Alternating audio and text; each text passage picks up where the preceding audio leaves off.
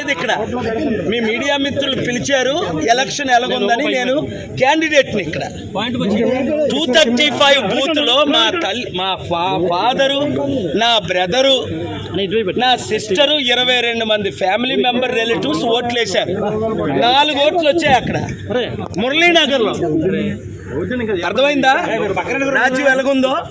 ఇప్పుడైనా అర్థం చేసుకోండి. చంద్రబాబు నాయుడు గారు లాంటి పెద్ద లీడరే 52 రోజులు జైల్లోకి వెళ్ళబోసారు. బయటకు వచ్చి పవన్ కళ్యాణ్ మాటలు ఒప్పుకొని సరెండర్ అవ్వాల్సిన పరిస్థితి. చంద్రబాబు నాయుడు గారు ముఖ్యమంత్రిని చేసింది 95లో. అప్పుడు ఎమ్మెల్యే మోదీ గారు, నితీష్ కుమార్ ఏంటి, నవీన్ పట్నాయక్ ఏంటి, ఒక కేజ్రీవాల్ సరెండర్ అవ్వకపోతే లోపల జైలుకి వెళ్ళాడు. ఇప్పుడు సీఎం రమేష్ కనకాపల్లో 50,000 మెజారిటీ అట, బీజేపీ 8లో 6 సీట్లు అట, జనసేన 21లో 19 సీట్లు అట. ఇంకెందుకు ఎలక్షన్? ఇప్పుడే నేను కలెక్టర్ గారితో సంతకం తీసుకొని వచ్చాను. ఆయన పెట్టనంటే గొడవ పెట్టుకొని మీరు ఎక్నాలజ్మెంట్ తీసుకోండి అని, ఇదిగోండి సంతకం. ఏమని డిమాండ్ చేశాను?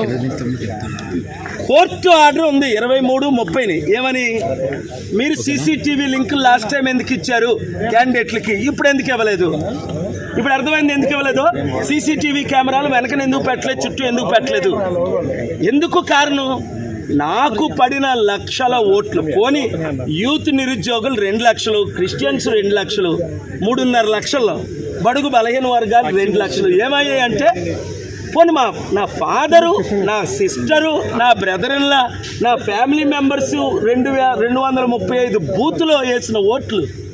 ఆ రోజు నన్ను పోలీస్ శ్రీకాంత్ 15 నిమిషాలు హెరాస్ చేసి ఆపారు సిఐ పోలీసు. ఇంత దరిద్రం ఎలక్షన్స్ ఇంకనవసరం. చైనా లాగే, రష్యా లాగే మోదీ గారు టోటల్గా ఆయనే లైఫ్ లాంగ్ డిక్లేర్ చేసుకోవడం బెటర్. ప్రైమ్ మినిస్టర్గా, ప్రెసిడెంట్గా ఇంక ఎలక్షన్స్ అని పాటించని అవసరం లేదు. ఆర్ఓ గారు సంతకం పెట్టారు, గాజువాక ఆర్ఓ గారు సంతకం పెట్టారు. నేనేం కోరాను? బూత్లో ఒక్కొక్క దగ్గర ఓటే పడలేదు నాకు. అది కూడా గాజువాక స్టీల్ ప్లాంట్ అమ్మకాన్ని ఆపాను. 2,34,000 మేము లీడ్లో ఉన్నామని ఈవెన్ ఆఫీసర్స్ కూడా చెప్పారు. అక్కడ 1, 2, 3, 8 ప్లేసుల్లో 0. ఆ కాంగ్రెస్ క్యాండిడేట్ ఆశ్చర్యపోతున్నాడు, సార్ మీకేంటి ఎలాగోట్లు వస్తున్నాయని. ఎందుకంటే మీరే లీడ్లో ఉన్నారు, మీకు భరత్కే ఫైటు, టీడీపీకి వైసీపీ పక్కన పెట్టియండి అని.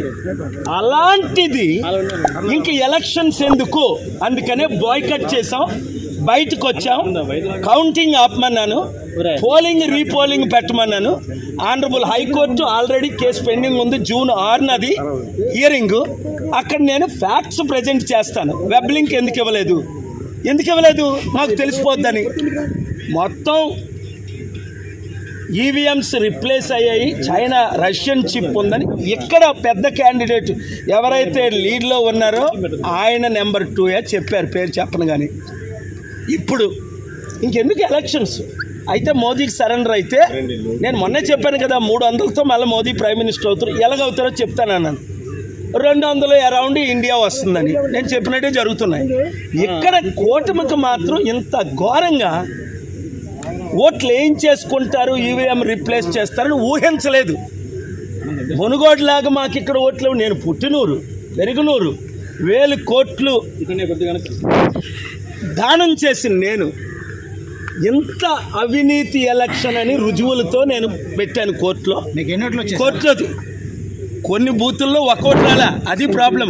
22 మంది మా ఫ్యామిలీ మెంబర్ ఓట్లు వేస్తే అవి కనబట్టలేదు. మురళీనగర్ అది చూసారా రౌండ్లో. ఎవడైనా నమ్ముతాడు ఇది? మణిపూర్ ఘటన 3.5 లక్షల కోట్లు క్రిస్టియన్ ముస్లిం ఓటేశారు. టీడీపీ బీజేపీతో కలిసినందుకు ఎవరు వేయరు, అది మీకు తెలుసు. మరి ఎవరికి వేశారు? రీపోలింగ్ పెట్టాలి. పవన్ కళ్యాణ్ ఎందుకు సరెండర్ అయిపోయాడు?